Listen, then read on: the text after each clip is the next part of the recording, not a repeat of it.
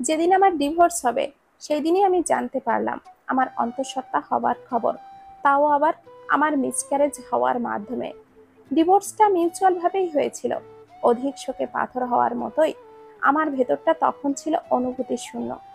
ভালোবাসার মানুষের সাথে ডিভোর্স সচরাচর দেখা যায় না, কিন্তু আমার ভালোবাসা আমার সাথে এমন করবে তা আমি স্বপ্নেও ভাবতে পারিনি। এক বুক আশা নিয়ে সংসার শুরু করেছিলাম, কিন্তু এক নিমিষেই অন্য ৮-১০টা স্বাভাবিক সম্পর্কের মতোই আমার জীবনের ঘটা দুর্ঘটনাটা সর্বসাধারণের মতোই হয়ে গেল। ভালোবাসা একেবারে ফিকে হয়ে শেষ হয়ে গেল। দুই ভাইয়ের ছোট বোন আমি অরুমিতা। বাবা মা নেই আমাদের। বড় ভাই প্রবাসী হওয়ায় আগেই বিয়ে করে নেয়, নতুন বাড়ি গড়ে। ভাবির বড় ভাইয়ের মাধ্যমে ভাইয়া বিদেশে গমন করার আগে ভাবির কাছে আমাকে রেখে যায়। ভাবি যে অতটাও আমাকে পছন্দ করে না তা তার ছোটখাটো বিরক্তিকর আচরণেই বোঝা যেত। শুধু ভাইয়ের ভয়েই কিছু বলে না। ছোট ভাই ঢাকা ভার্সিটিতে পড়ে, মফস্বল এলাকায়। তার আবার খাপ খায় না নতুন জায়গাতে নতুন বাড়ি তৈরি করে ভাইয়ার বিয়ে হওয়া নিয়ে সকল ঝুট ঝামেলায় আমার কলেজে ভর্তি হতে দেরি হয়ে যায়। শৈশব থেকেই নাচের প্রতি আলাদা একটা আকর্ষণ কাজ করে, বিধায় নাচের ক্লাসে আলাদাভাবে ভর্তি হই। লেখাপড়ার চেয়ে নাচের ফলাফল বেশ ভালো হতো। বাবা মা নেই বলে ভাইরাও আমায় বেশি একটা শাসনে রাখতো না। কলেজে নতুন ছাত্রী হওয়ায় বেশি কাউকে চিনিও না, তবে মিতু নামের মেয়ের সাথে বেশ সখ্যতা গড়ে ওঠে। হয়তো মেয়েটা আগ বাড়িয়ে কথা বলাতেই আমি আবার একটু চুপচাপ ধরনের। কলেজের সাথেই ভার্সিটি, যার দরুন বিরাট বড় মাঠ পার হয়ে একমাত্র গেট দিয়েই বের হতে হয়। মাঠের এক পাশে পুরানো আম গাছের গোড়াতে রাজনীতি করা সিনিয়র ছাত্র, সকলের কাছে পরিচিতি নাম কোড়ানো সুদর্শন যুবক কুশাল। প্রতিদিনের মতো আজও আমাকে তার নজরবন্দি করছিল। তার পরিচিতির ব্যাপারটা মৃত্যুর কাছ থেকেই জানা।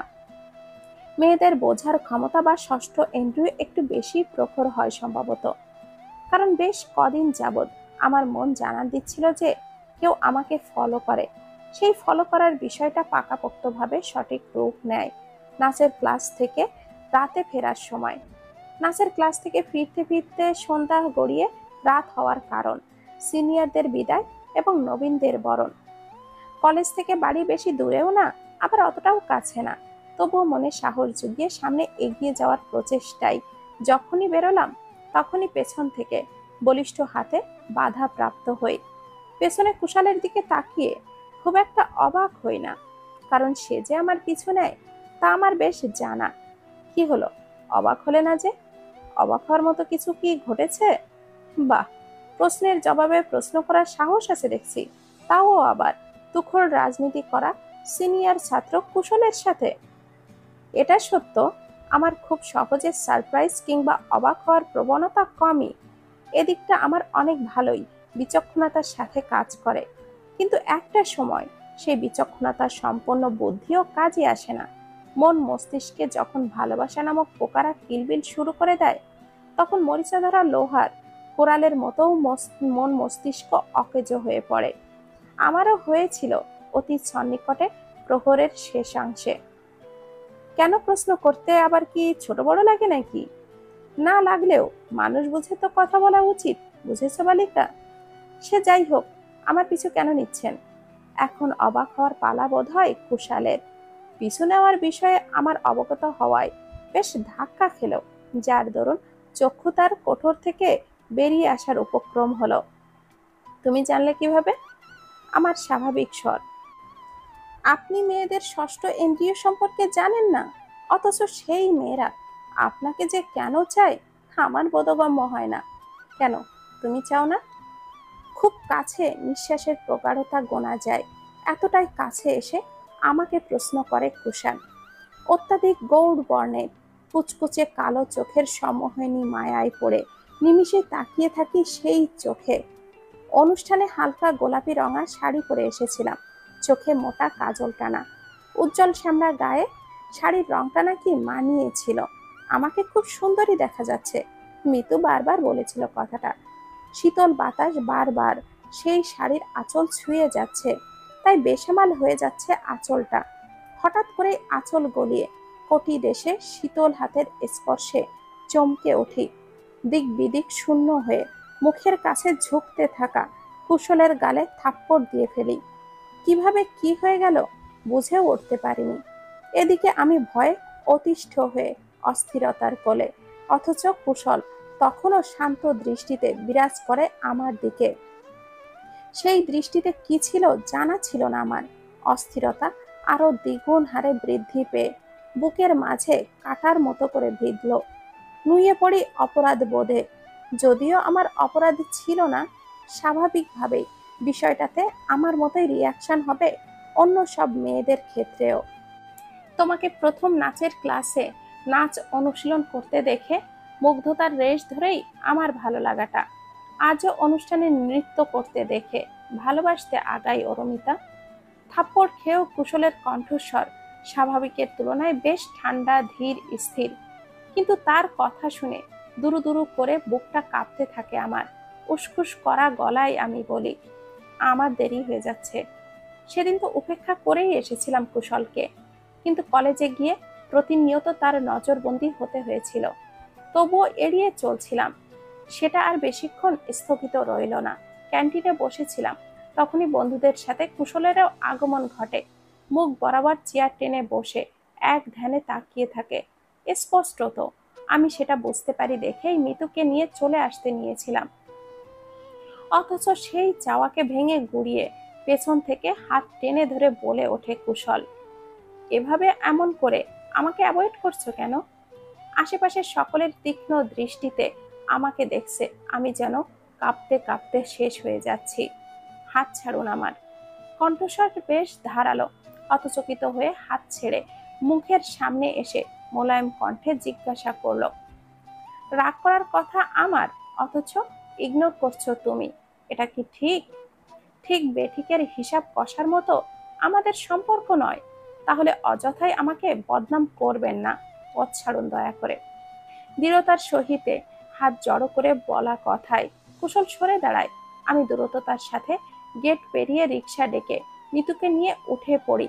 ফলে ফেলে আসি অবাক চোখে তাকিয়ে থাকা কুশলকে। রিক্সাতে উঠতে উঠতেই সাথে সাথেই প্রশ্ন করে বসে মিতু, তোকে কি প্রপোজ করেছে কুশল? পাশ ফিরে মিতুর ভুরু কুঁচকে উদ্বিগ্নতা নিয়ে আমার উত্তর শোনার অপেক্ষায় দেখতে পাই। করেছিল, আমি না করে দিয়েছি। তবুও তোকে একটা কথা বলে রাখি, আমি কুশলের বাপ ভাইরাও রাজনীতির কর্মকাণ্ডের সাথে জড়িত। উপরন্তু কুশল সবার খুব আদরের উচ্চবিত্ত পরিবারের সন্তান। তোর সাথে মানায় না। অযথাই ভুল করে ভুলেও মন দিয়ে বসিস না। পস্তানোর রাস্তাও খুঁজে পাবি না তখন। অল্প কথায় দুনিয়া বুঝিয়ে দিল একেবারে মিতু আমাকে। কথাগুলো ফেলনা নয়, সত্যি তো। আমি শ্যামলা গায়ের বর্ণের মেয়ে, কোনো দিক দিয়ে কুশলের সামনে যায় না। সেদিক দিয়ে সকলের পছন্দের বহু মেয়ের আকাঙ্ক্ষিত পাত্র কুশল। স্বপ্নের পুরুষ হচ্ছে কুশল। আমাকেও তো মানায় না, একেবারেই না। আকাশ পানে তীব্র সূর্যের দিকে তাকিয়ে মনে হলো ওই সূর্যটা কুশল, যার দিকে তাকালে চোখটা আমার ঝলসে যায়। বিধির লিখন না যায় খণ্ডন। কপালে যদি দুঃখ হাজার টানিলেও আসিবে না সুখ। যেখানে কখনো বাবা মা এর আদর যত্ন পাইনি, সেখানে ভালোবাসার চাদরে মুড়িয়ে খুব করে আদুরে ডাকেও দৃষ্টিভ্রম হলো প্রেমের জালে। যদিও বা ভাইয়েরা আমাকে ভালোবাসে, তবুও আলগাভাবের যত্ন আত্মি বোঝার জ্ঞানবোধ যথেষ্ট আমার। সেই বোধশক্তি সবকিছুই নিষ্প্রাণ নিষ্প্রভ হয় একটা সময়, আমার ক্ষেত্রে নয়, সকলেরই হয়। ভালোবাসা তো নয় ভ্রম, সেটা প্রেমময়। পড়লে আটকে জালে, বিঁধল কাটা গোলে। বর্ণনাতীত সৌন্দর্যে মণ্ডিত কুশালের মতো যুবা পুরুষের সান্নিধ্য বারংবার আমাকে দুর্বল করে দিচ্ছিল। সকলের আকাঙ্ক্ষিত পুরুষটা যখন আগে পিছে ঘুরে প্রেমিক পুরুষ হওয়ার আহ্বান জানায়, তখন মন মস্তিষ্কের বিরুদ্ধে গিয়ে প্রেমের প্রস্তাবে সাড়া দেয়। যাত্রা শুরু হয় প্রেমের সাধারণের চেয়েও ভয়ঙ্কর সেই যাত্রা। পার্কে চলা, হাত ধরাধরি, আসা হয় খুব কাছাকাছি। তবে ততটা কাছে না যতটা কাছে এলে ঠোঁটে ঠোঁটে কথা বলা যায়। কৌতূহলী হয়ে নির্লজ্জের মতো সে বিষয়ে কুশালকে জিজ্ঞেস করে ফেলি। চুমুর স্বাদ কেমন? আমার কোলে তখন কুশালের মাথা, তার চুলে হাত বুলিয়ে দিচ্ছিলাম। আমার কথায় ফট করে ওঠে পড়ে। কিছুক্ষণ একদৃষ্টিতে তাকিয়ে চোখ সরিয়ে নেয়। তার বিষণ্ণ হওয়া মুখের রেশ আমার অন্তরে বিষণ্ণতা ছেয়ে দেয়। তার কারণ অবশ্য আমার জানা। অনুষ্ঠানের দিন সন্ধ্যায় থাপ্পড় দিয়েছিলাম এই কারণবশত। সম্ভবত সেটাই মনে পড়েছে তার, সম্ভবত না শিওরি। এগিয়ে গিয়ে কুশালের পিঠে মাথা রাখলাম। দুহাতে জড়িয়ে ধরি পেছনে থেকে আর অশ্রু বিসর্জন দিতে থাকি। সেদিনের ভুলের বিষয়টা এখন ভুল ঠেকেছে, অথচ সঠিক ভুলের মাত্রা পেরিয়ে গিয়েছে মন থেকে। ভালোবাসার পোকারা যে একটু একটু করে নিঃশেষ করছে আমায়। পিঠে ভেজার অস্তিত্বে কুশাল ঘুরে জড়িয়ে ধরে বলল, বোকার মতো কাঁদছো কেন? তুমি এখনো রেগে আছো? তুমিতে গড়িয়েছে সম্পর্ক। না তো, বিষয়টা আর মনে রেখ না, আমিও ভুলে গেছি। আচ্ছা, চুমুর স্বাদ কি আর মুখে বর্ণনা করা যায়? টেস্ট করে দেখ কেমন। কুশালের বুকে মাথা রেখেছিলাম, তার লাগামহীন কথা শুনে মাথা উঁচিয়ে দেখি তার চোখে মুখে দুষ্টুমি খেলা করছে। ছি, কি নির্লজ্জ কথাবার্তা! প্রেমিক পুরুষ বলে কথা। প্রথমেই বলেছিলাম অবাক হওয়ার প্রবণতা আমার মাঝে খুবই কম, কিন্তু সেটার জন্ম দিয়েছিল কুশাল। মানুষটার সৌন্দর্য মোহিত হয়ে সেদিন চূড়ান্ত অবাক হয়েছিলাম। এই সুন্দর মানুষটা আমার, কেবলই আমার। মনে মনে আমিও তো তাকে চেয়েছিলাম স্বপ্ন পুরুষ হিসেবে। ভালোবাসার অসীমতা পেরিয়ে জনই সেদিন তৃষ্ণার্তের মতো ঠোঁটের স্বাদ আস্বাদন করেছিলাম। স্বর্গীয় সুখ বোধ হয় একেই বলে। সময় পেরিয়ে যায়, ঠোঁটের স্বাদ উপভোগের চেয়ে আর দূরত্বে এগোয় না সম্পর্কের অংশ। চরম সুখ উপভোগের জন্য জনই পাগল প্রায়। তবে বিয়ে ছাড়া আর দূরে যাব না বলেছিলাম কুশালকে। সেও রাজি বিয়ের জন্য, কিন্তু পরিবারের চিন্তায় সকল চাহিদা বিফলে যায়। যেখানে প্রেমিক পুরুষ আমাকে কাছে পাওয়ার তীব্র বাসনার কথা ব্যক্ত করে, আমিও তাকে কাছে পাওয়ার আকুলতায় সেখানে পালিয়ে যাওয়ার পরামর্শ দেই। হিতাহিতজ্ঞান শূন্য হয়ে পড়ি যখন শুনি আমাদের সম্পর্কের কথা কুশালের পরিবার জ্ঞাত হয়েছে। পালিয়ে যাওয়ার প্রবণতা বৃদ্ধি পায়। উপরন্তু আমাকে ছেড়ে দেয়ার আদেশ দেয় কুশালকে তার পরিবার। মনমরা হয়ে দুশ্চিন্তায় গ্রাসিত অবস্থা কুশালের। তার এলো চুলে হাত গলিয়ে ঠিক করে দিয়ে শীতল কণ্ঠে আশ্বস্ত বাণীতে বলি, চিন্তা করো না, পালিয়ে যাওয়া ছাড়া উপায় দেখছি না। তবুও তার কুণ্ঠিত কণ্ঠস্বর ব্যাহত রেখে জবাবে বলল, সংসার পাতা কি এতই সহজ? দূর কণ্ঠে তার চোখজোড়ায় চোখ রেখে বলি, আমাকে চাও না? কিছুটা দূরত্ব ঘুচিয়ে এগিয়ে এসে হাতে আমার কোমরে হাত রেখে উঁচিয়ে ধরে, তোমাকে চাওয়ার চেয়েও বেশি চাই। পাওয়ার লোভ আমার এতটাই, নিজের করব তোমাকে খুব শীঘ্রই। বলেই ভ্রু নাচালো, যার মানে কবিতাটা কেমন হলো। আমি খিলখিল করে হেসে ওঠে তার মাথার চুলগুলো এলোমেলো করে দেই। আমার মুগ্ধ করার হাসির মাঝেই সে নাক ডুবিয়ে দেয় বুকের মাঝে। শিহরিত হয়ে খামচে ধরি গুচ্ছ ভরা চুল। আমার বুকে নাক ঘষতে থাকে, আরেক হাত পিঠে আঁকিবুকি চালায়। অনুভূতির উচ্চ শিখরে জন যেতে চাই, কিন্তু বাধ্য হয়ে বাধা দিতে হয় আমায়। অবশ হওয়া কণ্ঠে কোনোমতে বলে উঠি, কুশাল, আজ না। ঘোর কাটতে সময় নিলে ধাক্কা দিতে বাধ্য হই। করুণ দৃষ্টিতে তাকিয়ে থাকে কুশাল। সেই দৃষ্টি উপেক্ষা করে বাসায় ফেরার তারা দেখাই। দীর্ঘশ্বাস ফেলে সেও হাত ধরে বেরিয়ে আসে পার্ক থেকে। অরু, তোর বড় ভাই ফোন করেছে। আমারটায় না করে, তোরটা আজকাল নাকি ব্যস্ত দেখায়। কেমন মুখ ভেঙচি সুরে কথাটা বলল ভাবি। তবুও কথা ঠিক, কুশালের সাথে দিন রাত এত কথা বলি যার দরুন আমাকে ফোনে পাওয়াও মুশকিল। আচ্ছা, আমারটা দিয়ে ফোন দিচ্ছি। কথাটা শুনে চলে যায় ভাবি। আমার খোঁজ খবর নেওয়ার চেষ্টাও করে না। আমার ও তো মন চায় মা এর আদর স্নেহ ভালোবাসা দুটো মোলায়েম কথা শোনার। ভাবি কি পারে না মমতা দিয়ে মাথায় হাত বুলাতে? প্রশ্নটা নিজের কাছেই কেমন যেন অবান্তর লাগে। যেখানে ভাবি আমাকে উটকো ঝামেলা মনে করে, সেখানে এতটা আশা করা ঠিক না। মনে মনে নিজের প্রতি কেমন যেন তাচ্ছিল্যের হাসি পায়। ভাবনার মাঝে ফোন বেজে ওঠে। কুশাল নামটা স্ক্রিনে জ্বলজ্বল করে নিজের জানান দিচ্ছে। বেখেয়ালে বড় ভাইকে ফোন করার কথাটা মাথা থেকে চলে যায়। ব্যস্ত হয়ে পড়ি কুশালের সাথে কথা বলাতে। কি বলে? মানানো যাচ্ছে না। চলো না হারিয়ে যাই। যেতে চাই। কোথায় যাব সেটাই তো মাথায় আসছে না। জায়গা আছে একটা, এমনই মফস্বল এলাকা। যাবে? আচ্ছা, তাহলে ফাইনাল করি সবকিছু। তুমি সোজা কাজী অফিসে চলে এসো। ঠিকানা ফোনে সেন্ড করে দেব। আচ্ছা। কিভাবে কি হয়ে গেল বুঝতে বেশ খানিকটা সময় লাগলো।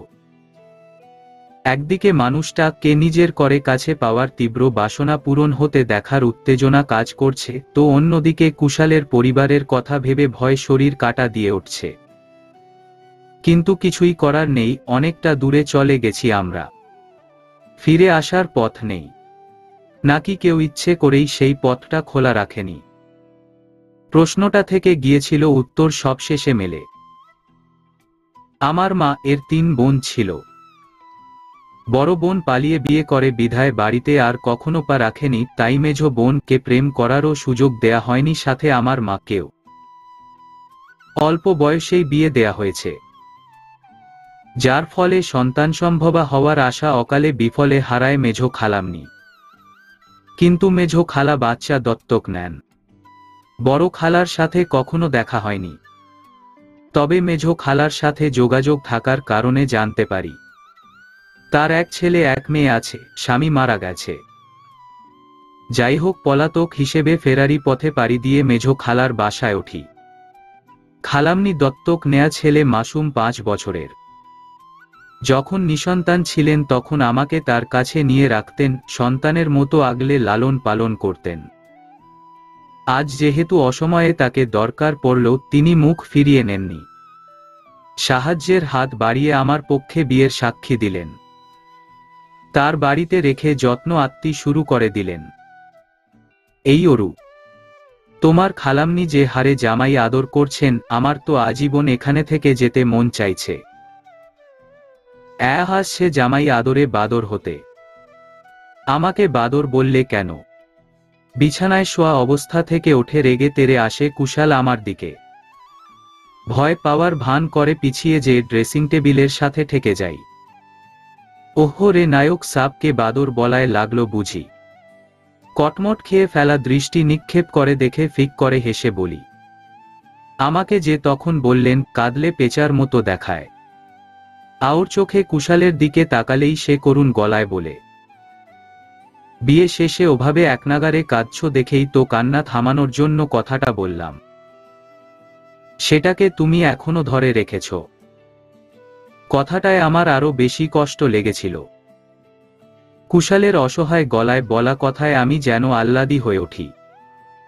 মন খারাপের ভান করে মাথা নিচু করতে দেখে কুশাল স্বল্প দূরত্ব কমিয়ে নিচু হওয়া মাথা উঁচু করে বলল,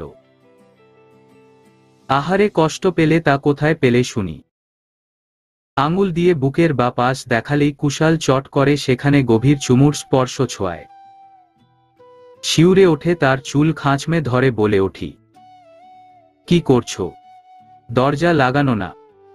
বুক থেকে মুখ উঠিয়ে আমার কানে ফিসফিসিয়ে কুশাল বলল, জানো না কষ্ট বা ব্যথা পেলে চুমুতে সেরে যায়। বাচ্চারা ও তোমার চেয়ে ভালো জানে। হতবিহ্বল আমি হকচকিত চোখে কুশালের দিকে তাকালেই সে চোখ টিপ দেয়। ফাজিল ছেলে, আমার সাথে ফাজলামো করো। একনাগারে কথা বলতে থাকি আর কিল ঘুষি মারতে থাকি কুশালের গায়ে। ভাইয়া তোমাকে মারছে কেন? খালামণির ছেলে মামুন দরজার সামনে এসে আমাকে কুশালকে মারতে দেখে প্রশ্নটা করে, ওরে আমার প্রশ্নের ডিব্বারে, আমাকে মারছে কারণ আমরা কুস্তি লড়ছি। মামুনের এই একটা স্বভাব, এটা কি ওটা কি দেখলেই প্রশ্ন করে, সে বিষয়ে জানতে চাইবে। তার জানার আগ্রহের প্রশ্ন করা দেখে কুশাল মামুনের নাম দিয়ে দেয়। প্রশ্নের ডিব্বা, কুস্তি এটা আমি জানি, আমার ক্লাসের ফার্স্ট বয় বলেছে তার সাথে লড়ে জিততে পারলে আমাকে ফার্স্ট বেঞ্চে বসতে দেবে। তা তুমি জিতলে কি পাবে? আহা, প্রশ্নের মতো প্রশ্ন করছিস শালা। আর চোখে আমার দিকে তাকাতেই কুশালকে উল্টো চোখ রাঙাই আমি, যার অর্থ বাচ্চাকে কিসব ভাষায় ডাকছ? থতমত খেয়ে আমতা আমতা করে বলে, আমি জিতলে যা চাইব তাই দেবে। হয়েছে এবার, চলো আমরা বাইরে যাই। ওহো, তোমাদের ডাকতেই তো এসেছিলাম, ভুলে গিয়েছিলাম। তিনজন ড্রয়িং রুমে গিয়ে দেখি খালামণি খালু থমথমে মুখ নিয়ে বসে আছেন। ডাকছিলে? কথাটা বলে খালামণির দিকে জিজ্ঞাসু দৃষ্টিতে তাকালেই তিনি আমাকে ফোন ধরিয়ে দিয়ে বলেন, তোর ভাই বিদেশ থেকে ফোন করেছে, কথা বল। আমার হৃৎপিণ্ড কেঁপে ওঠে। ভাইয়েরা কেউই জানে না বিষয়টা। এরই মাঝে খবরটা তার কানে পৌঁছালো কিভাবে? দুনিয়া বিষয়ে এলেম কতটুকু? হতভম্ব হয়ে যাই বড় ভাইয়ের কথা শুনে। সালাম দিলাম, সেটার উত্তর না দিয়ে এমন প্রশ্নে যে কেউ বিস্মিত হওয়ার কথা। কোন কারণে কথাটা জিজ্ঞেস করলেন বোধগম্য হল না। সেক্ষেত্রে প্রশ্নের উত্তরে কি বলবো সেই চিন্তাতে আবার মাথায় হাত পড়েছে।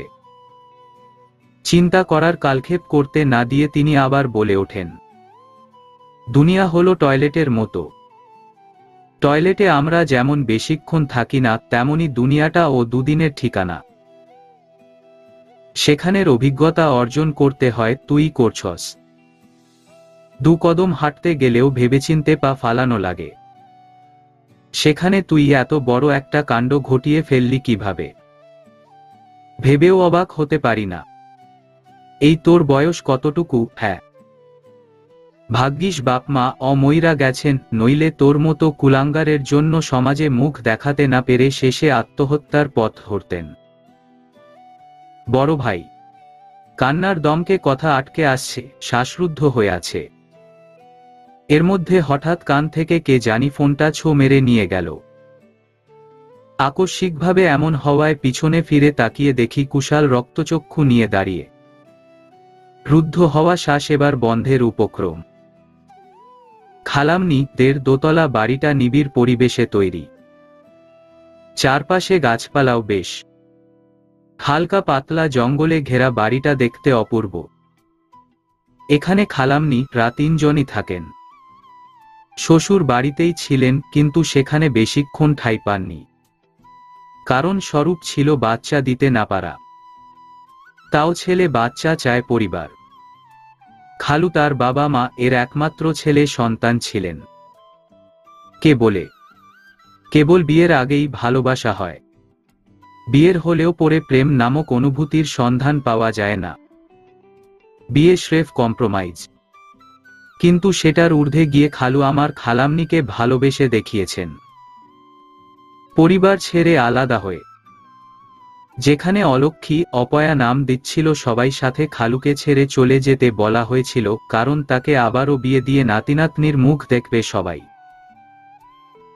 সেখানে একমাত্র খালু সবার বিরুদ্ধে গিয়ে খালামণির হাত ধরে বাড়ি ছেড়ে যাওয়ার সময় বলেছিলেন, সাবিনা কেন একা যাবে? গেলে সাথে আমিও যাব। সেই হাত ধরে রাখা হাতটা আজও ধরে রেখেছেন, সাথে দেয়া কথাটাও। সেখান থেকে চলে আসার পরই বহু পরিশ্রমে ব্যবসা দাঁড় করিয়ে বাড়িটা গড়েছেন। বারান্দা ফ্লোরে বসে মুখে হাত চেপে কান্না করছিলাম, তখন ফোন নিয়ে আসার সময় খালামণি কুশালকে আমার পিছু যেতে না বলেছিলেন। ভাই বোনের কথাবার্তায় আপাতত দূরে থাকতে বলেন। কিন্তু পরে ঠিকই এসে কথাগুলো শুনে ফেলে, কারণ ফোনের সাউন্ড বেড়ে গিয়েছিল হাতের চাপ লেগে। আপাতত কুশালের রক্তচক্ষু ভাইয়ের বলা কথার তীক্ষ্ণ ফলার চেয়েও বেশি চিন্তায় ফেলছে। কোনো উল্টাপাল্টা কথা না তার মুখ ফসকে বেরিয়ে যায়। কুশালের স্বভাব হুটহাট রেগে যাওয়ার মতো। এমনিতেও রাজনীতির কাজের সাথে এখনো জড়িত সেসব কাজ করার লোকেরা দেখেছি সবসময় চওড়া মেজাজে থাকে। উত্তপ্ত মেজাজে কর্কশ গলায় ধমক দিলে ভীত হয়ে যান যায় অবস্থা। ভাইয়া ও তো একা দোষী নয়, আমিও সমান দোষী। স্তব্ধ চোখে তাকিয়ে স্বস্তির নিঃশ্বাস ফেললাম, যাক মন মেজাজ ঠান্ডা রেখেই কথা বলছে। বেশ কিছুক্ষণ অপর পাশ থেকে কোনো জবাব এলো না। অতঃপর থমথমে ভাব বিরাজ করা শেষে বড় ভাইয়ের গলা শোনা গেল, তুমি হলে পরের সন্তান, তোমাকে কি দোষ দেব? যেখানে তোমার বাপ ভাই আমাদের বাড়িতে এসে নোংরা ভাষায় কথা বলে গেছেন, সাথে আমার স্ত্রীকে ও বাদ রাখেননি। ভাইয়া আমি তাদের হয়ে পুরো কথা শেষ না করতে দিয়ে বড় ভাইয়া আবারও বলে ওঠেন, তুমি অরুকে ভালোবাসো কি না জানি না, তবে আমার দুনিয়া দেখার অভিজ্ঞতা বলে উচ্চবিত্ত পরিবারের সন্তান হিসেবে এসব বিয়ে তোমাদের কাছে ছলা খেলার মতো। পরে যদি অরুকে ছেড়ে যাও তাহলে সে যেন আমাদের তার মুখ না দেখায়। এসব করার পরেও তাকে আমরা কখনো মেনে নেব না, কথাটা বলে দিও তাকে। আদেশ শেষে ফোন কেটে ফেলেন, আমাদের কথা পর্যন্ত শুনতে চান না। বারান্দায় হাঁটুতে মুখ গোজে গলা ছেড়ে কাঁদতে থাকি। চরম দুর্ভোগের মতো অবস্থায় এসে পৌঁছেছি, মাথা ফাঁকা লাগছে। আপন ভাইও আজ মুখ ফিরিয়ে নিল।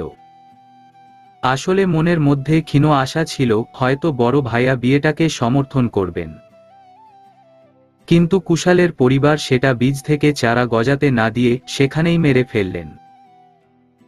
সামনে দিয়ে অনেকক্ষণ সময় ধরে ঘাড় ঢলতে ঢলতে পায়চারি করল কুশাল।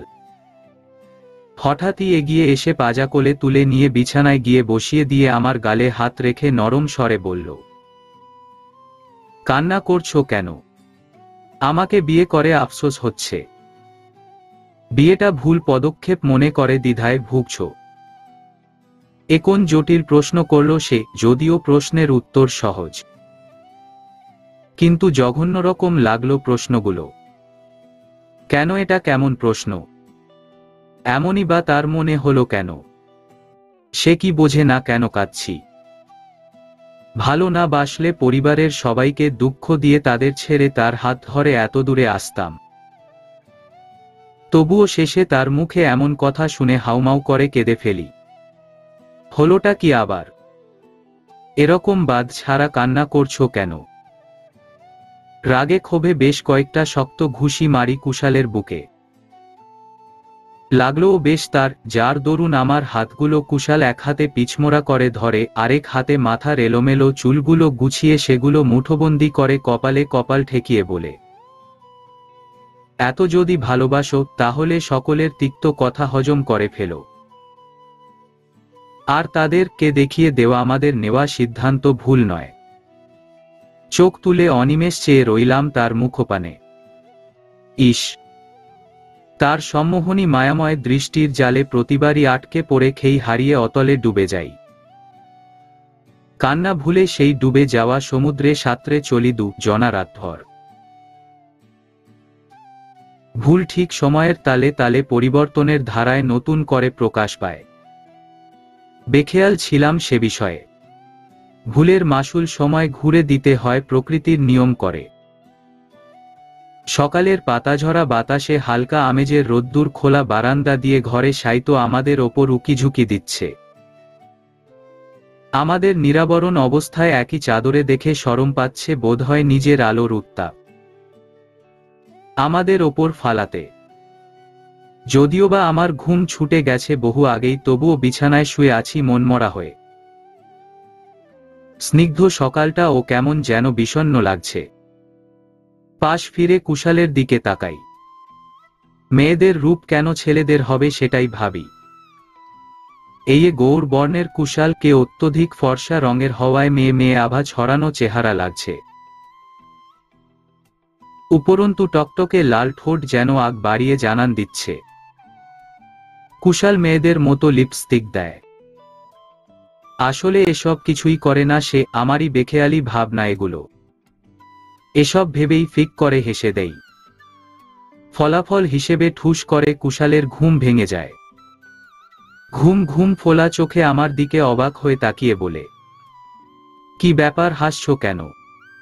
আমি মাথা নাড়িয়ে না বলায় তার যেন জানার আগ্রহ আরও চেপে বসল। চাদরের নিচ দিয়ে হাত গলিয়ে আমার কোমর টেনে তার বুকের ওপর উঠিয়ে বলল, উহুম, মাথা নাড়লে তো হচ্ছে না, উগরে দেও কথাটা। তার জোর করা দেখে মুখে হাত দিয়ে হাসি আরও চেপে রাখছি। এসব কথা ভুলেও কুশালকে বলা যাবে না, শুনলে নির্ঘাত আমায় জ্বালিয়ে অতিষ্ঠ করে ফেলবে। কিন্তু তার আর হলো কই। তার চেয়েও বেশি মরণবান বিদ্ধ করছে শরীর জুড়ে। শিরশির করে ওঠে, কাঁপন ধরে গায়ে, অবশ অবশ লাগে। বাতাসে ভর করে শূন্যে বিচরণ করা পাখির পালকের ন্যায় হালকা লাগে। আমার কাঁধ থেকে কুশাল তার স্পর্শের স্পৃষ্ট বন্ধ করে কানে লতিকা কামড়ে ধরে। সুখানুভব ব্যথাতুর শব্দ আমার মুখ নিঃসৃত হয়ে উঠলে কুশাল বাক্য ছুড়ে, বলে দাও, বলে দাও, নইলে সুখের ব্যথায় কাঁদিয়ে ছাড়। আমিও অসাড় হওয়া গলায় কোনোরকম জবাব দেই, এমন সুখে প্রতিনিয়ত মরতেও রাজি। আমার আবদ্ধ হওয়া চোখের তারায় দীর্ঘায়ত চুমুর স্পর্শ বসাল কুশাল। ফের তার সুখের ফলা জারি করা শুরু করে দিল। আমিও মুঠো ভরে সেই সুখ কুড়াতে লাগলাম। কারণ জানা নেই কিসের এত তারা দু জনকে আপন করে নেওয়ার, একজনের শরীরে আরেকজনের ছাপ ফেলার। জানা নেই আসলেই কি, জানা নেই নাকি ভীত সামনে আগত প্রায় বিপদের কথা চিন্তা করে। কি ব্যাপার, এমন দেরি করে এলে যে? ড্রেসিং টেবিলে কুশাল ওয়ালেট রাখছিল, তখনই আমি প্রশ্নটা করি। ইদানিং দেখা যাচ্ছে রাতে দেরি করে ফিরছে। সেই সকালে যায় আসে রাত 12টার পরে। লেখাপড়াও তার শেষ টা কমপ্লিট। তারপরও ভার্সিটিতে কিসের যাতায়াত আমার বুঝে আসে না। সেদিন এত করে বললাম, দিন আর খালার বাড়িতে থাকবো, একটা চাকরি বাকরি খোঁজেবার। না, সে গো ধরে বলেছিল, এখানে থাকছি খালামনি, রাতও কিছু বলছে না। তাহলে তোমার সমস্যা হচ্ছে কোথায়? আমিও তার কলার ঠিক করতে করতে বলেছিলাম, আত্মসম্মানে সমস্যা হচ্ছে, বুঝেছ? আমার গালে হাত রেখে আহত কণ্ঠে বলেছিল, দেখ, এখন পরিস্থিতি খুব খারাপ যাচ্ছে। বিয়ের মাত্র কিছুদিন হলো, এরই মধ্যে জায়গাটা পরিবর্তন করা সেফ হবে না। আর জানোই তো আমি অন্যের অধীনে কাজ করা পছন্দ করি না। দীর্ঘশ্বাস ফেলে মাথা নাড়িয়ে সায় দিয়েছিলাম। কিন্তু এখন যে কোনো কাজ ছাড়াই বাইরে সময় কাটাচ্ছে। কোথায় দেরি দেখলে? আজব তো, রাত বাজে 12টা, এখন আসার সময় হলো। তুমি কি চাকরি করো যে এমন দেরি করে আসো? চাকরি করলেও তো এত সময় হয় না। বিরক্তিকর কণ্ঠে কুশাল বলল, কি শুরু করছো? ঝগড়া করতাছ কেন? দেরি হয়েছে দেখে এমনে বলবা? আজই তো এমন দেরি দেখছি না। বেশ দিন ধরেই তো এমনটা করতাছ। আমতা আমতা করে কোনোমতে জবাব দিল, আড্ডা দিতে দিতে দেরি হয়ে যাচ্ছে। আবার বেশ দূরেও তো এলাকাটা, তাই দেরি হয়ে যায়। আমার আর তার সাথে কোনো কথাই বলতে ইচ্ছে করছে না। বোঝাই যাচ্ছে মিথ্যে বলছিল। তাকে ভালোবাসি, তার প্রতিটি লোমকূপের সাথে পরিচিত। সে যে কিছু লুকাচ্ছে মুখ দেখে তা বোঝাই যাচ্ছে। রাতের আর খাবার গলা দিয়ে নামল না, কুশাল ঠিকই গলাধকরণ করল। তবে আমি যে রেগে চোরা চোখে কয়েকবার তাকিয়ে দেখল সেটা। বিছানা গুছিয়ে শুয়ে পড়লাম আজ, আর কুশালের জন্য অপেক্ষা করলাম না। ঘুমানোর আগে দুজন প্রতিদিন খোলা বারান্দায় দাঁড়িয়ে আকাশে তাকিয়ে নিজের সাথে খুনসুটিতে মেতে উঠি। কিন্তু আজ বিঘ্ন ঘটল ঝগড়ার কারণে। পেছনে থেকে ঠান্ডা দু হাত এসে জড়িয়ে ধরল। কুশাল ছাড়া কেউ হবে না জানা কথা। সরিয়ে দিয়েও ব্যর্থ হলাম। দু ফোঁটা জল গড়িয়ে পড়ল চোখ থেকে। সব ছেড়ে তার হাত ধরলাম, সে অবশেষে এমন আচরণ করল। আমার মতো তার কষ্ট হলো না, বা আমার কষ্টটা তার চক্ষুগোচর হলো না। ঘুরিয়ে কুশালের দিকে ফেরাল আমাকে। অতি সন্তর্পণে চোখ মুছে দিয়ে বলল, এমন করছো কেন? জানো না তোমার কান্না আমার হৃদয়ে রক্তক্ষরণ করে? ভেজা চোখে তাকিয়ে বললাম, মাত্রই বিয়ের 2 মাস হলো। এরই মধ্যে তোমার পাল্টে যাওয়া আমাকে ভীতিগ্রস্ত করছে। মুচকি হেসে আমাকে জড়িয়ে নিয়ে কপালে চুমু এঁকে বলল, ভয়ের কিছু নেই, আমি তোমার আছি, গ্যারান্টি দিলাম। তার লোমশ বুকে মুখ ঘষে বলি, আজকাল দলিলের গ্যারান্টিও কাজে দেয় না। আর তো মুখের কথা। বলেই টুকুস করে তার বুকে কামড় বসালাম। আমাকে তার নিচে ফেলে বুকের কামড়ের স্থানে ঢলতে ঢলতে বলল, তাহলে এক কাজ করি, গ্যারান্টি হিসেবে কাউকে সাক্ষী রাখি। কথাটা বোধগম্য হলো না। মজায় মজায় বলেছি, আর সে এসব বিষয়ে সাক্ষী রাখতে চাইছে। কেই বা হবে?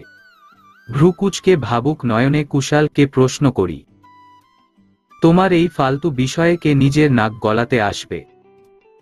আমার দিকে ঝুঁকে নাকে আলতো কামড় দিয়ে কপালে কপাল ঠেকিয়ে বলল, আমাদের ভালোবাসার চিহ্নই হবে, ভালোবাসার সাক্ষী। অতি সুখের আবেশে মুদিত আখিদয় হতে সেখান থেকে অশ্রুকণা নির্গত হল। ভালোবাসার ভেলায় নতুন অস্তিত্বের আগমনের পথে 2 জন পাড়ি দিলাম। কিন্তু তার রেশ ধরে জীবনমৃত হতে হবে জানতামই না। সুখের ভেলায় যে আগুন ধরবে আপন মানুষ দ্বারাই বেখবর ছিলাম। ভবিষ্যৎকে ইবা জানে, আমিও তাদের মতোই। সময় বেশি গড়ায়নি। সাঁঝের বেলাতেও কেন যেন আকাশে মেঘ জমেছে। অঝোর ধারায় বৃষ্টি হওয়ার আশঙ্কায় ভীত নই, যতটা না ভীতিগ্রস্ত কুশালের না আসায়। আজ তাড়াতাড়ি ফিরবে বলেও গভীর রাতে পাশে মানুষটাকে পাইনি।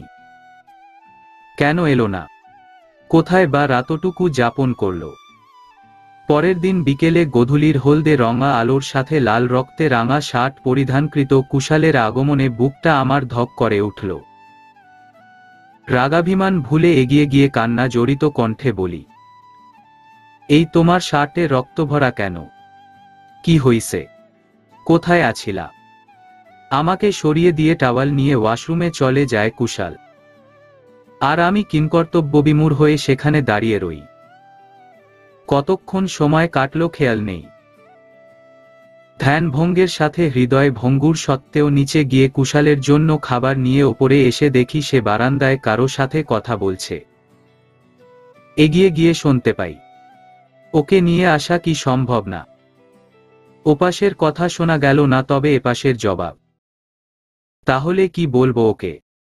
ফের বলল, আচ্ছা বুঝিয়ে বলে আসবনে। যতটুকু শুনলাম ততটুকুতে বোঝা গেল না আমায় নিয়ে কথা হচ্ছে নাকি অন্য বিষয় নিয়ে। কিন্তু পরক্ষণেই দ্বিধা ভঙ্গ করল কুশাল। পেছনে ফিরে আমার দিকে তাকিয়ে সোফায় বসতে ইশারা করল। আমিও বাধ্যের মতো গিয়ে বসি। অতঃপর সে পাশে বসে কথা শুরু করে। আমি যে দেরি করে আসতাম তার কারণ ছিল বড় ভাইয়ার কাজ করে দিতাম। রাজনৈতিক কাজ বুঝতেই তো পারছো, ঝামেলা মারামারি এসবের মধ্যে দিয়ে আমাকে যেতে হতো। কাল এমনই মারামারি মাঝে আমার হাতে খুন হয় বিরোধিতা দলের লোক। কথাটা শুনেই আঁতকে ওঠে মুখে হাত পড়ে আমার। আতঙ্কে মুখ ফ্যাকাশে হয়ে পড়ে, অথচ কুশাল শুধু একবার আমার দিকে তাকিয়ে নির্ভয়ে অবাধে বলে চলল, থানা পুলিশ আমাদের কাছে ডাল ভাত।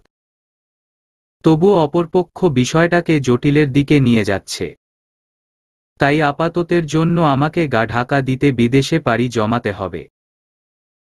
রক্তশূন্য চেহারায় ভরসাস্থল হারানোর মতো আর কোনো বোধশক্তি কাজ করছে না, শুধু চোখের জল গড়িয়ে পড়া ছাড়া। এবার কুশাল নতমস্তকে আমতা আমতা করতে করতে বলল, কিছু মনে করো না প্লিজ, আমার যাওয়াটা জরুরি, একটু রিস্ক আছে বলেই তোমাকে রেখে যাচ্ছি, না হলে এ সময়ে তোমাকে একা রেখে যেতাম না। আর তুমিও এখান থেকে কোথাও যেও না, তাহলে তোমাকে আমার দুর্বলতা হিসেবে কাজে লাগাবে।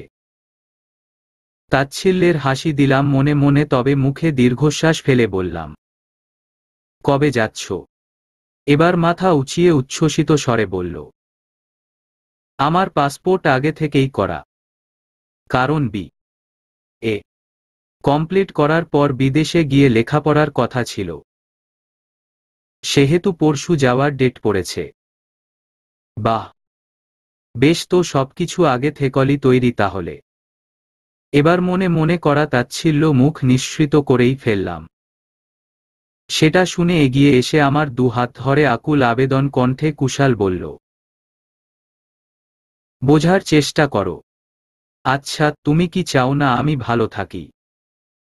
অবাক হয়ে কথাটার অর্থ খুঁজতে ব্যস্ত আমি, কিন্তু অর্থ বোধগম্য হওয়ার চেয়ে প্রশ্নটার উত্তর দেওয়ার মতো যথার্থ জবাব খুঁজে পেলাম না। মানে কি আমি কুশালের ভালো চাই না? আমি ভালোবাসার মানুষের মুখ থেকে এও শুনতে হলো। একদৃষ্টিতে কুশালের দিকে তাকিয়ে থাকতে থাকতে চোখ খোলা হয়ে টুপ করে এক ফোঁটা জল বেহায়ার মতো পড়েই গেল।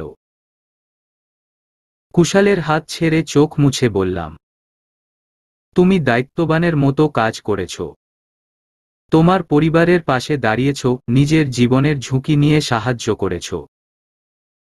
তুমি তাদের জন্য, তারা তোমার জন্য। যেহেতু সবকিছু বুঝে শুনে ঠিক হয়ে গেছে, সেহেতু এখানে তোমাকে আটকে রাখার দায় আমার বর্তায় না। আর আমার চিন্তা করতে হবে না, আমার জন্য তোমার জীবনে কোনো আঁচ আসবে না। সেদিন রাতে কারোরই ঘুম হলো না। একদিকে তখনকার রাগান্বিত হয়ে দৃঢ়তার সহিত বলা কথাগুলো আমাকে ভেতরে ভেতরেই গুমরে মারছিল। আসলেই কি আমি কুশালকে ছাড়া একা থাকতে পারব? এক মন প্রবোধ দেয়, পারবে না, তাকে যে খুব ভালোবাসো, তোমার অস্তিত্বে মিশে আছে সে। আরেক মন প্রবোধ দেয়, পারতে হবে, সে তো তোমার মনের খবর নিল না, সকল সিদ্ধান্ত শেষে তোমায় জানালো। দুমন দশায় কান্না করতে করতে ঘুমালাম। চলে যাওয়ার আগের দিন পর্যন্ত কুশালের সাথে কথা বলিনি। সে ও রাগ ভাঙাতে এলো না, তাতে মনক্ষুণ্ণ হলাম বেশ। সত্যিই কি কুশাল আমায় কখনো ভালোবাসেনি? ফের বেহায়া অশ্রু বিসর্জন শুরু হলো। বারান্দায় দাঁড়িয়ে আকাশের দিকে তাকিয়ে একা একাই কথা বলতে লাগলাম। খালামনি বা খালু এ বিষয়ে জানেন না। কি দরকার তাদের অযথা মানসিক পীড়া দেওয়ার? যা কষ্ট সব আমার মাথা পেতেই নিয়েছি। ভুল নাকি সঠিক বিয়ের সিদ্ধান্তটা এখন এসব ভাবতে বসলেও ভাবি অন্যটা, কারণ সিদ্ধান্ত পরিবর্তন তো করা যাবে না। অযথা সেসব চিন্তা করে লাভই বাকি। মনে মনেই শুধু দীর্ঘশ্বাস ছুড়া। পেছনে থেকে কাঁধের কাছে কারো গরম নিঃশ্বাস আছড়ে পড়ার আভাসে জানান দেয় কুশালের অস্তিত্বের। তাও নিশ্চুপ নিশ্চল আমি। আরো ঘনিষ্ঠতার সাথে এগিয়ে এসে দু হাতে জড়িয়ে নিয়ে কাঁধে নাক ঘষতে থাকে সে। তার বিরোধিতাও করলাম না। আমার দিক থেকে কোনো সাড়া না পেয়ে তার দিকে আমাকে ঘুরিয়ে নেয়। দুহাতে মাঝে আজলা ভরে নেয় আমার মুখ। কিছুক্ষণ দু জোড়া চোখের মিলন হয়, শেষ হয়ে দু জোড়া ঠোঁটের স্পর্শে। পাজা কোলে তুলে নিয়ে বিছানায় শুইয়ে অসহিষ্ণু গলায় কুশাল বলে, এভাবে চুপ থেকো না জান। তোমার নীরবতা আমায় পোড়াচ্ছে বেশ। এই কষ্টের চেয়ে মৃত্যু শ্রেয়। নির্বাক আমি এবার ডুকরে কেঁদে উঠি। জড়িয়ে নেই আদুরে আলিঙ্গনে তাকে। মনে হয় ছেড়ে দিলে আর পাবো না ভালোবাসার এই মানুষটাকে। শুধু একটাই কথা আওড়াই, তোমাকে ছাড়া আমার কেউ নেই। ভালোবাসি যে খুব। অতঃপর জ্যোৎস্না ভরা রাত্রিতে শান্ত নদে শুধু দুজন নরনারীর উদ্দীপিত শব্দের ঢেউয়ের দোলা জানান দিচ্ছিল। সারারাত ভর ভালোবাসার মানুষটাকে শুধু আঁকড়ে ধরেছিলাম। এই বুঝি ছেড়ে দিলে হারিয়ে যাবে। না ঘুমানোর ফল স্বরূপ চোখ ফলে রক্তলাল বর্ণ ধারণ করে, যার দরুন কুশাল বেশ রাগারাগি করে যাওয়ার সময় রাতের দিকে। তাই আমাকে দুপুরে একটু ঘুমাত বলে আমিও জেদ করে কুশালের হাত ধরে বলি, পাশে থাকো, দেখবে আমার ঘুম এসে পড়বে। সত্যি সত্যিই সে পাশে বসে মাথায় হাত বুলিয়ে ঘুম পাড়িয়ে দেয়। ঘুম থেকে উঠে দেখি সময়টা সন্ধ্যের। আতকে ওঠে দ্রুতই কুশালকে খুঁজতে থাকি। মনটা বারবার কু গাইছে, কুশাল আমায় ফেলে চলে গেল না তো। যে যেতে চাই যাক না, মন খারাপের বায়না, তাকে আর ধরে রাখার দায় না।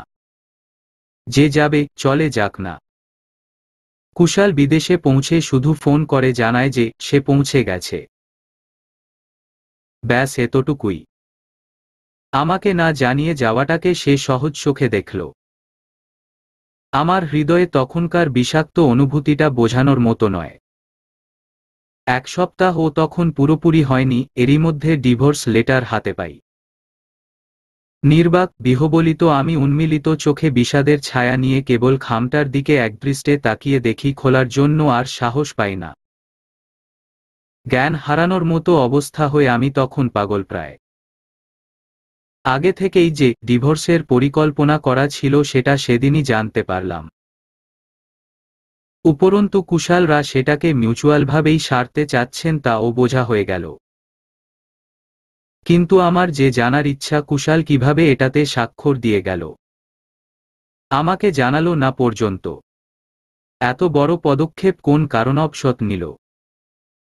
এসব প্রশ্নের উত্তর শুধু কুশাল দিতে পারবে। সেদিন রাতেই কুশাল নিজে আগ বাড়িয়ে ফোন দেয়, কথার কথা বলে, নিশ্চয়ই ডিভোর্স পেপার পৌঁছে গেছে, স্বাক্ষর করে দিও।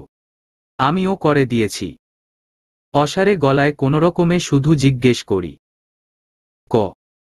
কেন এমন করলে? ওপাশের জবাব ক্ষীণ শ্বাস ফেলার ধ্বনিত হয়ে উত্তর আসে, লিসেন, তোমাকে শুধু ভালো লাগতো। অথচ তোমার দেমাক আমাকে যার পর নাই অবাক করে। কালো মেয়ের এত অহংকার। উপরন্তু তোমাকে পাওয়ার নেশা আরো বেশি চেপে বসে যখন তোমার নরম হাতের গরম থাপ্পড় আমার গালে পড়ে। দৃঢ় প্রতিজ্ঞা করি, যেভাবেই হোক তোমাকে হাসিল করব। কিন্তু সমস্যা হয় পরিবার নিয়ে। দিনের খেলার মাঝে ফ্যামিলি আমার ভোগান্তি পোহাবে। তাই পালিয়ে যাওয়ার কথা তোমার মুখ থেকেই বের করি। সেক্ষেত্রে আমি যেন দোষী না হই। সাথে ভাইদের পাঠাই তোমাদের বাড়িতে অভিনয়টা আরো নিখুঁত করতে। বিয়ের প্রথম প্রথম যাও নতুন শরীরের স্বাদে নোনতা জিনিসেও মিষ্টতা খুঁজে পেতাম। তোমাকে বিয়ে করতে কত বড় রিস্ক নিলাম, অথচ সব উসুল করব না তা কি করে হয়? কিন্তু তিক্ততা আসে যখন তখন তোমাকে বাইরে থেকে দেরি আসার কৈফিয়ত দিতে।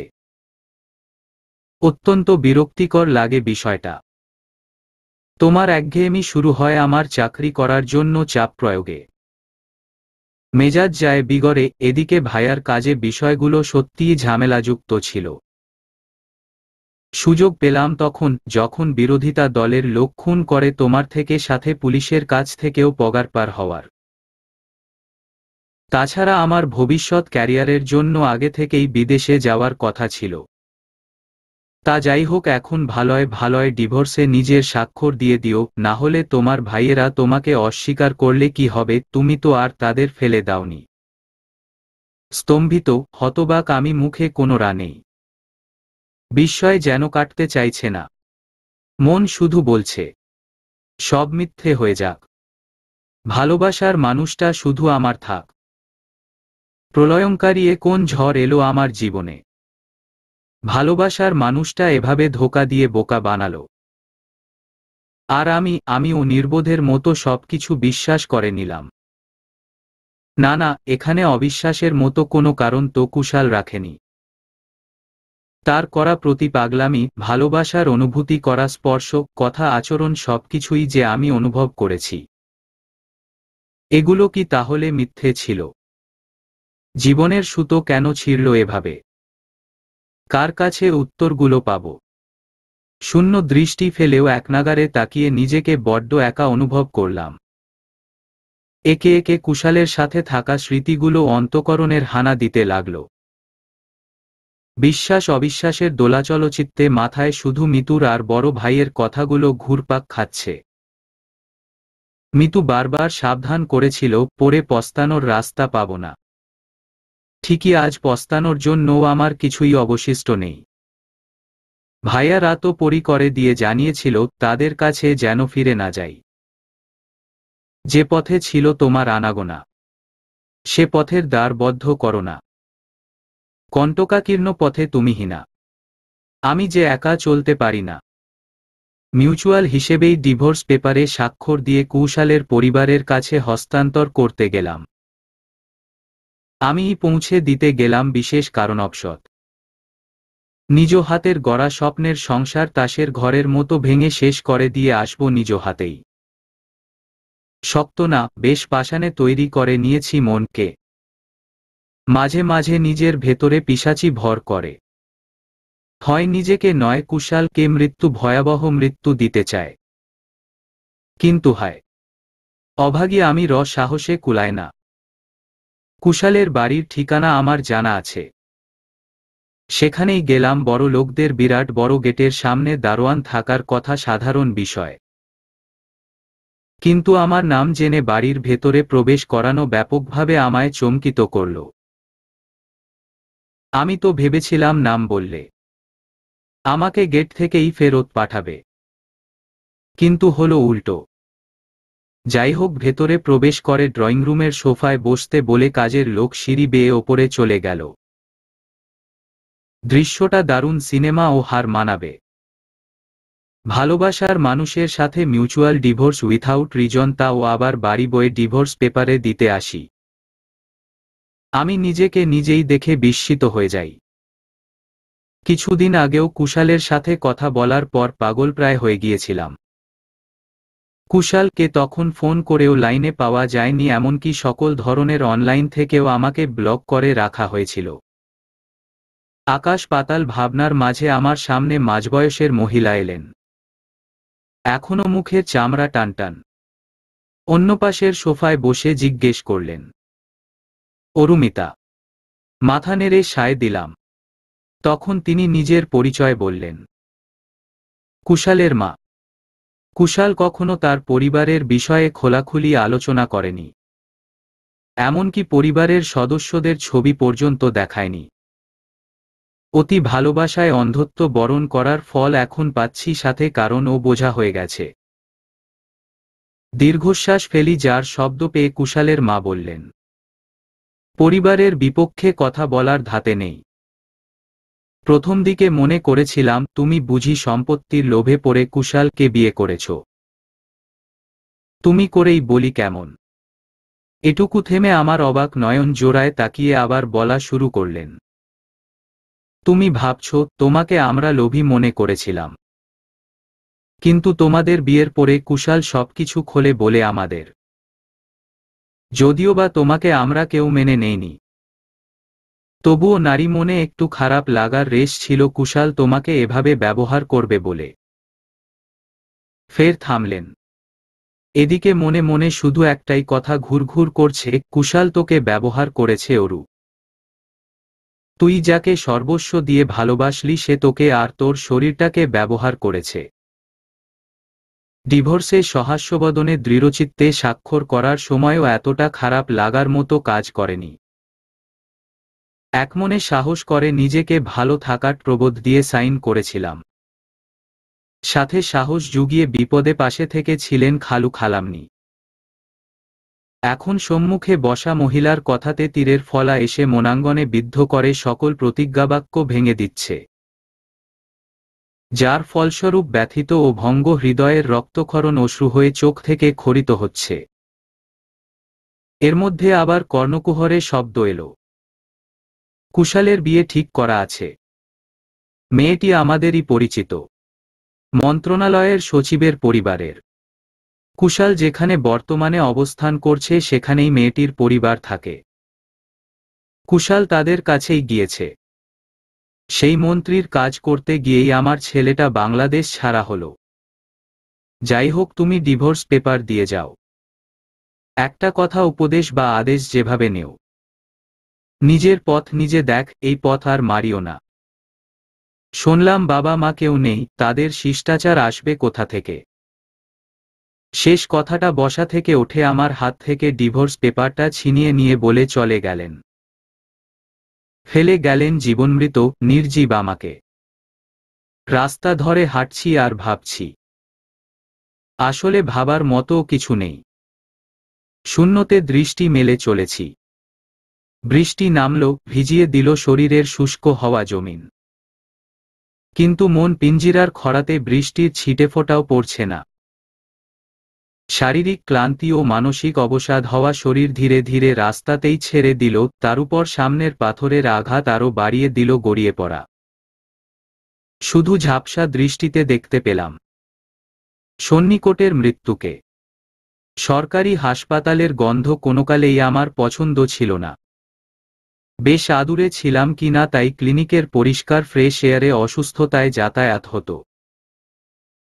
কিন্তু ভাগ্যের নির্মম পরিহাস আমাকে সেই গন্ধযুক্ত স্থানেই টেনে আনল।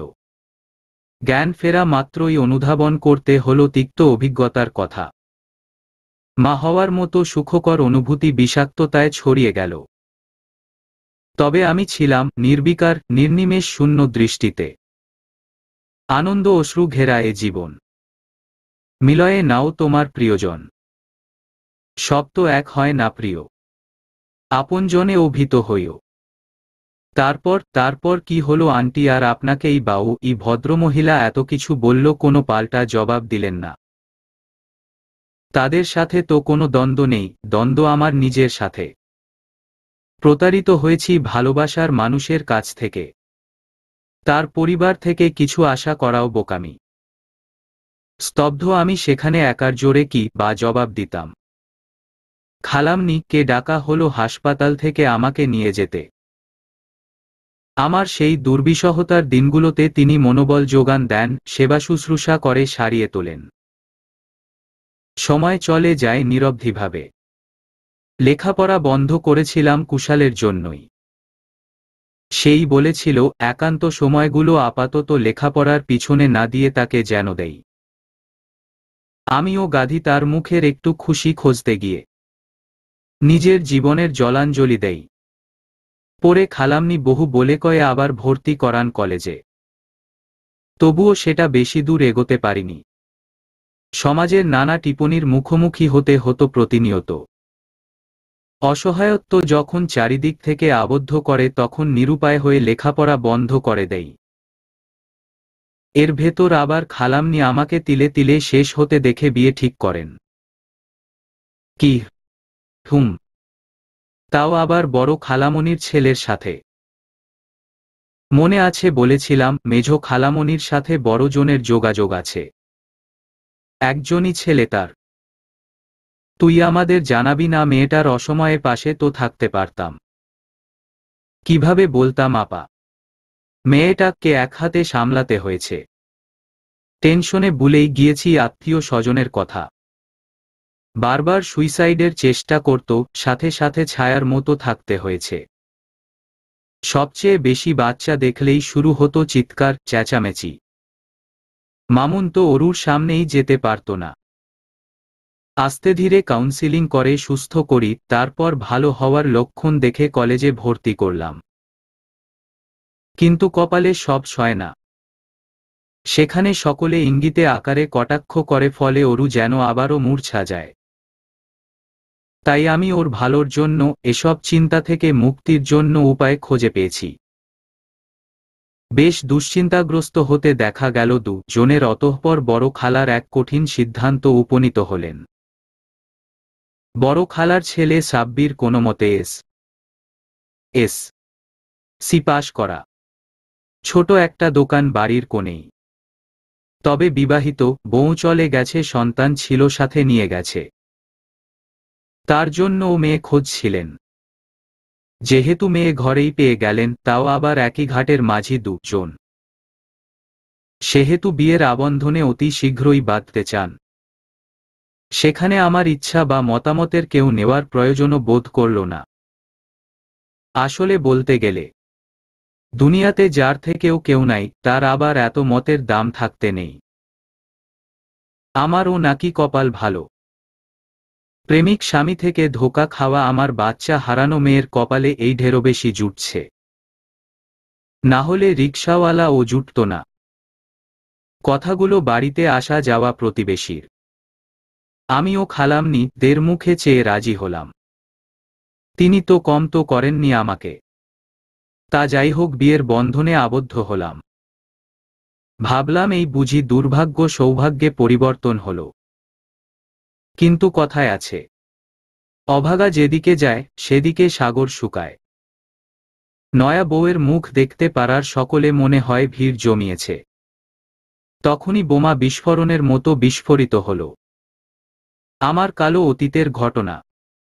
জানতে পারিনি কে বা কারা ঘটনাটাকে চাউর করছে। আমার বড় খালা, বর্তমানে যিনি আমার শাশুড়ি, তার স্বামীর রেখে যাওয়া ভিটেমাটিতে যৌথ পরিবার নিয়ে থাকেন। শ্বশুর শাশুড়ি গত হয়েছেন বহুকাল আগেই। তিনি বাড়ির বড় বউ। যা আছে আরও 4 জন, কিন্তু যে যার যার পথে। মাঝে মধ্যে শলাপরামর্শ নিতে আসে, এই পর্যন্তই। সেই হিসেবে আমার শাশুড়ির সাব্বিরের সাথে বিয়ের সিদ্ধান্তে কেউ নাক গলাতে আসেনি। এদিকে কানাঘুষা হচ্ছেই। আস্তে ধীরে অত্র এলাকায় খবরটা পৌঁছে যায়। ছি ছি, হইহল্লা, হায় হাপিত্যেশ করার মাঝে প্রহরের শেষাংশে সকলেই যার যার পথে ছুটে। তখন জীবনের সাথে পরাজিত বিধ্বস্ত সৈনিকের মতো আমি বড় উঠানে চেয়ারে বসা। আস্তে ধীরে সকলে ভিড় কমতেই ডাক পড়ে আমার। টলতে টলতে ওঠে শাশুড়ির কাছে যাই। চৌচালা টিন শেডের বিরাট বাড়ির রুমগুলোও বড় বড়। আমাকে সাব্বিরের রুমে নিয়ে বিছানাতে বসানো হয়। ফুলে সাজানো বিছানা আমার কাছে কাটার মতো বিঁধল। শাশুড়ি মাথায় হাত রেখে বললেন, খালামনি বলা বাদ, মা মনে কইরা আম্মা ডাকবি। আমার সাব্বিরায় ও কষ্টে আছে বুঝলি।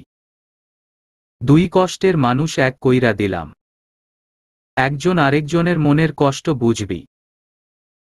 কি বুঝব? বোঝার মতো অবস্থা সম্পন্ন নাকি আমি?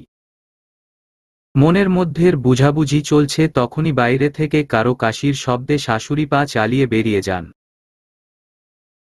কিছুক্ষণ পরে শ্যামলা গাত্রের পুরুষালী অবয়বের আগমন ঘটে। বুঝতে পারি এটাই সাব্বির। যেখানে বিয়ে করার ইচ্ছেই ছিল না, তাকে দেখিওনি। সেখানে বাসর করার মতো মন মানসিকতার মতো নিচু চিন্তাভাবনা মাথায় নেই। তাই অস্থিরচিত্ত বলে উঠি, শোনেন, আপনি মনে হয় আমার অবস্থার বিষয়ে অবগত। তাই আমার থেকে কিছু আশা করা বোকামি। আমি কিছু আশা করব এমনটা মনে হলো কেন? এই প্রথম শুনলাম ভরাট কণ্ঠস্বরে সাব্বিরের কথা। কিছুটা কেঁপে উঠলাম। বিষয়টা সম্ভবত তার চক্ষুগোচর হল। এগিয়ে এসে দাঁড়িয়ে থাকা আমার পাশ কাটিয়ে বিছানাতে বসে বলল, এক বিছানাতে শুতে তো কোন সমস্যা না। নির্বাক চোখে তার কার্যক্রম দেখে অকারণেই মাথা নেড়ে না বোঝালাম। কেন তার কথার উত্তর দিলাম নিজেও বোঝলাম না। শুধু মন খারাপটা মলিন হতে দেখলাম চোখে। আস্তে আস্তে আমার মনের সকল কৃষ্ণত্ব মুছে দিয়ে কখন যে সেখানে সাব্বির নিজ নামের ভালোবাসার বীজ বপন করল টেরি পেলাম না। সম্পর্কটা গিট আরও গভীরভাবে বাঁধতে বিয়ের 2 বছর পরেই প্রথম ছেলে সন্তান এলো। তারপরের বছর ঘুরেই আবারও যমজ মেয়ের মা হলাম। সেই ধারা বজায় রেখে আজ 1 ছেলে 4 মেয়ের জননী আমি। আসলে কি জানো, মানুষ পরিবর্তনশীল কথাটা যথার্থ। হয়তো সাময়িক আঘাতে ক্ষত বিক্ষত হয়, কিন্তু যে সে সকল বাধা দুর্গম পথ পেরিয়ে নিজে পরিবর্তন হতে চায়, নিজেকে নিয়ে ভাবতে চায়, সেই ভালো থাকার সুপথ খুঁজে পায় কিংবা ভালো থাকার জন্য কারো এগিয়ে নেয়ার মানুষ পায়। আন্টি কার বাড়িতে যাচ্ছেন? সব জনের বিয়ে দেয়া শেষ, ছোট মেয়েরই গত বছর বিয়ে দিয়েছি। জামাই প্রাইমারি স্কুলের টিচার। শাশুড়ি নাই, শ্বশুর মানুষটা কে দেখাশোনা, আবার দিন আগে মেয়ের ছোট বাচ্চা হলো। একলা মানুষ, চলতে ফিরতে অসুবিধা হয়। বারবার বলছে গিয়ে দিন থাকতে, তাই সেখানেই যাচ্ছি। আন্টি আজও কি মনে পড়ে অতীত? বোকা মেয়ে, মনে না পড়লে তোমাকে বললাম কিভাবে? শোনো, অতীত ছেড়ে সম্মুখে অগ্রসর হওয়া যায় না, আবার অতীত আঁকড়ে বর্তমান বহমান নয়, তেমনি বর্তমান নষ্ট করে ভবিষ্যৎ গঠিত হয় না। জানো, রূপক পড়েছিলাম কিন্তু রূপের প্রকারভেদ পড়িনি কখনো। মানুষের রূপের প্রকারভেদ বইতে রাখা উচিত, তাহলে বইয়ের বাইরের জগতের মানুষের মুখোশ ক্ষণে ক্ষণে বদলানোর বিষয়ে আগে থেকে অবগত হওয়া যেত। না হলে আমার মতো প্রতি পদক্ষেপে বিধ্বস্ত হতে হতো। আর সবকিছু মেনে নিয়ে নতুন করে জীবনকে উপলব্ধি করাতে সাব্বিরের মতো মানুষ পাওয়া যায় না। তাই অনেক ক্ষেত্রে বিপদ থেকে টেনে তোলার জন্য কারো অপেক্ষায় না থেকে নিজেকেই নিজের সাহায্যকারী তৈরি করা শ্রেয়। মনে রাখবে, আগে নিজেকে ভালোবাসতে শেখা উচিত। আপনার সাথে অমনটা করল যে, তার শাস্তি। অধিকাংশ শাস্তি সৃষ্টিকর্তা আমাদের দেখিয়ে দেন না। যেখানে আমাদের মতো অসহায়ের জন্য বিচার চাওয়ার মতো কেবল সৃষ্টিকর্তাই আছেন। তাই বিচার দিবসের আশায় আছি, বুঝলে? আচ্ছা যাই, এসে পড়েছি, অনেক কথা হলো। আন্টি, আমি কি আপনার কাহিনীটা গল্পাকারে ফেসবুকে লিখতে পারি? প্রহরের শেষাংশের সূর্যাস্ত যাওয়ার লালচে আভায় দেখছিলাম অরুমিতা নামের জীবনযুদ্ধে নিজেকে টিকিয়ে রাখা এক নারীর চলে যাওয়াকে। সমাপ্ত।